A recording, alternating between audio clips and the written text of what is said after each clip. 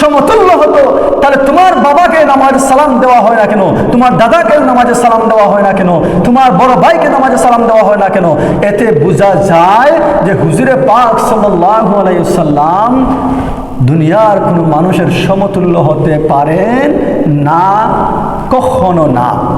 ফাআওয়ালু খালকিন খালাকাহু নূরা হাবিবি, আল্লাহ পাক সর্বপ্রথম যেই জিনিসটা সৃষ্টি করেছেন সেই সৃষ্টির নাম হচ্ছে হুজুরে পাক সাল্লাল্লাহু আলাইহি ওয়াসাল্লাম। সুবহানাল্লাহ। হুজুরে পাক সাল্লাল্লাহু আলাইহি ওয়াসাল্লামের নূর মুবারক। কার কথা? আল্লাহর কথা।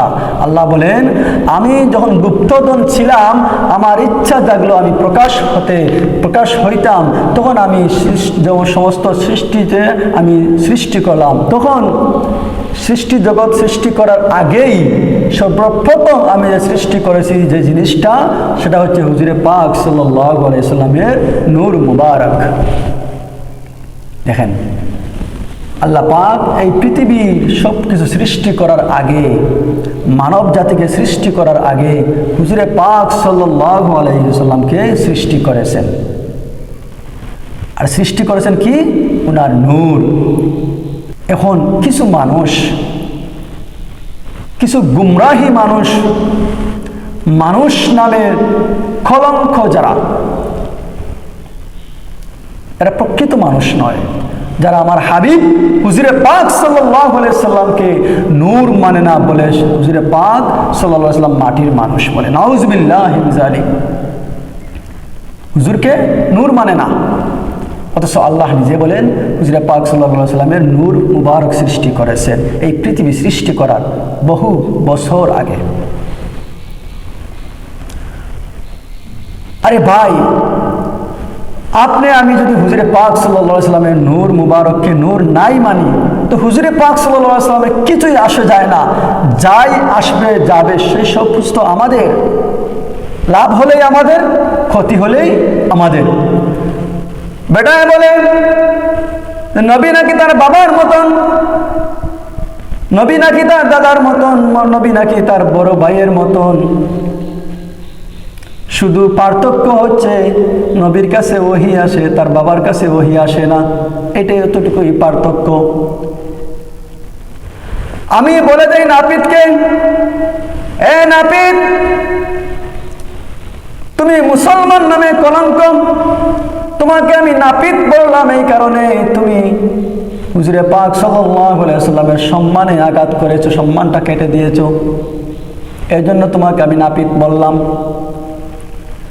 তুমি জেনে রাখো, হুজুরে পাক সাল্লাল্লাহু আলাইহি ওয়াসাল্লাম যদি তোমার বাবার সমতুল্য হতেন, তোমার দাদার সমতুল্য হতেন, তোমার বাবা, দাদা, তোমার বড় ভাই, তোমার মুরব্বী যদি হুজুরে পাক সাল্লাল্লাহু আলাইহি ওয়াসাল্লামের সমতুল্য হতেন, তাহলে আল্লাহ পাক রব্বুল আলামিন হুজুরে পাক সাল্লাল্লাহু আলাইহি ওয়াসাল্লামের প্রতি দুরূদ পেশ করেছেন। আমি পড়ি, আমার ফেরেশতা পড়েন, হে মুমিনগণ, তোমরাও আমার নবীর প্রতি দুরূদ ও সালাম প্রেরণ করো। সুবহানাল্লাহ। তাহলে তোমার বাবার শানে আল্লাহ কেন দুরূদ পড়েন না? তোমার দাদার শানে কেন আল্লাহ দুরূদ পড়েন না? তোমার দাদা, বাপ দাদার শানে কেন ফেরেশতারা দুরূদ পড়েন না? আল্লাহ পাক রব্বুল আলামিন আমাদেরকে নামাজ ফরজ করে দিয়েছেন, 5 ওয়াক্তের নামাজ ফরজ করে দিয়েছেন।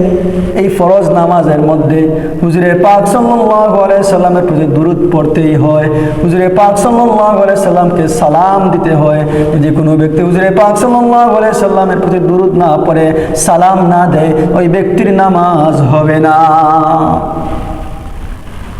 তোমার বাবা যদি হুজুরে পাক সাল্লাল্লাহু আলাইহি সাল্লামের সমতুল্য হতো, তাহলে তোমার বাবাকে নামাজে সালাম দেওয়া হয় না কেন, তোমার দাদাকে নামাজে সালাম দেওয়া হয় না কেন, তোমার বড় ভাইকে নামাজে সালাম দেওয়া হয় না কেন? এতে বোঝা যায় যে হুজুরে পাক সাল্লাল্লাহু আলাইহি সাল্লাম দুনিয়ার কোনো মানুষের সমতুল্য হতে পারেন না, কখনো না। প্রিয় বন্ধুরা, আমার আলোচনা সেই দিকে নয়, কিন্তু কথায় কথা চলে আসছে। কিছু দুষ্ট লোক এগুলা বলে মানুষদেরকে, সাধারণ মানুষকে বিভ্রান্তি করে দেয়। সাধারণ মানুষকে বিভ্রান্তি করে দেয়। প্রিয় বন্ধুরা, আমার আলোচনা ছিল আল্লাহ পাক রব্বুল আলামিনের নিয়ামতের শুকরিয়া। আল্লাহ পাক রব্বুল আলামিনের নিয়ামতের শুকরিয়া জানানোর জন্য আল্লাহ পাক নিজেই ঘোষণা করেছেন, লাইন শাকারতুম লাযীদান্নাকুম ওয়া লাইন কাফারতুম ইন্না আযাবি লাশাদীদ। আল্লাহু আকবার। আল্লাহ পাক রব্বুল আলামিন বলেন, তোমরা যদি শুকরিয়া আদায় করো তবে আমি নিয়ামত বাড়িয়ে দেব, আর যদি না শুকরিয়া আদায় করো না, জেনে রাখো আমার শাস্তি অত্যন্ত কঠোর। সুবহানাল্লাহ। আল্লাহ পাক আমাদেরকে জানিয়ে দিয়েছেন যে তোমরা লাইন শাকারতুম লাযীদান্নাকুম ওয়া লাইন কাফারতুম ইন্না আযাবি লাশাদীদ। তোমরা যদি শুকরিয়া আদায় করো তবে আমি তোমাদের নিয়ামত বাড়িয়ে দেব, আর যদি শুকর আদায় করো না, না শুকরিয়া করো, তাহলে জেনে রাখো আমার আযাব, আমার শাস্তি বড়ই কঠিন, বড়ই কঠিন। আল্লাহু আকবার। এখন শুকরিয়া আদায় তো করতেই পারি। নিয়ামত কি? আল্লাহ পাক রব্বুল আলামিনের নিয়ামত যে আমাদেরকে দান করেছেন, সেই নিয়ামতগুলোকে আমরা কি দেখতে পাই? আমরা কি খাইতে পাই? আমরা কি পড়তে পাই? নিয়ামতগুলো কি?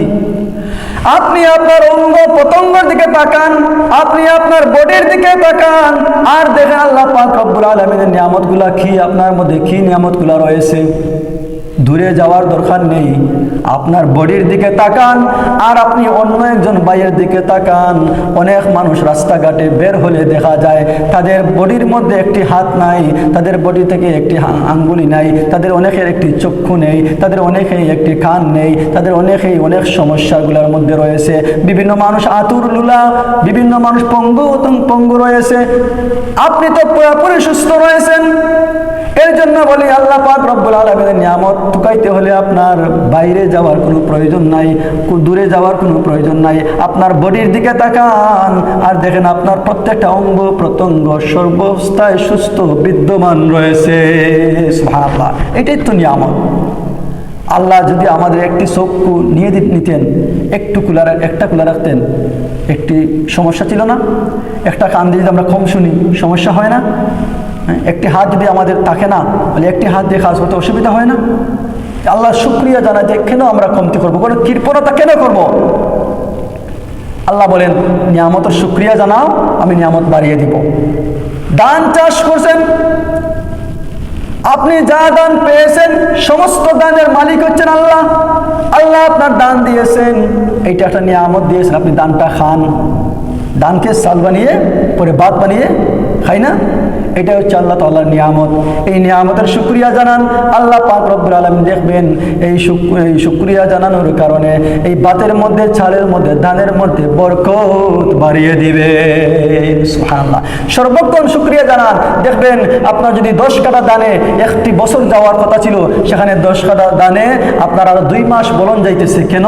আল্লাহ তাআলার শুকরিয়া জানানোর কারণে। আল্লাহ তাআলা তার এই দানের মধ্যে বরকত দান করেছেন, এর জন্য আপনার 2 মাস আরো বলতে যাইতেছে।